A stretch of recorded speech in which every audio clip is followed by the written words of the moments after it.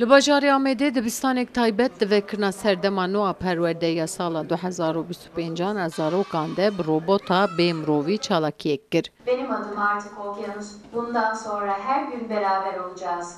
Robot zarokên pêşdibistanê pêşwazî kir. Robot pol pol geriya û bi dengî xêrhatina zarokan kir. Bir robotun en sevdiği ders sizce hangisidir?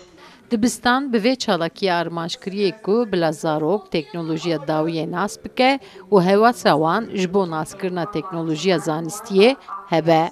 Türkiye'nin ilk insansız robotlarından biri olan Ahmet peşvaziya yekem robotê xwe yê bê mirovî kir.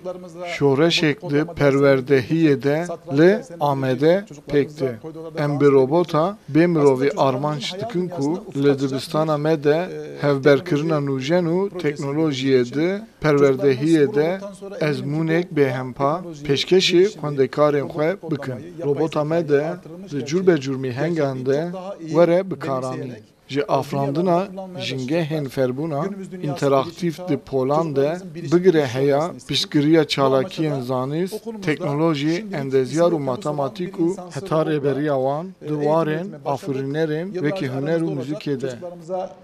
Bilişimde üstün yapay zeka teknolojisinin olduğu Okyanus burada birinci Robot bi heft zimana dikare biaxife, dibîne û dikare hem reqs bike hem jî li muzîkê lê bide. Ev yekşî bala zarokan gelekî dikşîne.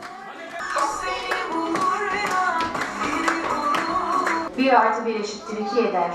Xwediyê dibistanê amaje pê dike ku robot şûna mamosteyan wê negire. Lêbelê wê alîkariya mamosteyan di dersan de bike, bersiva zarokan wê bide. Sevda Kaplan, Kurdistan TV, Amed.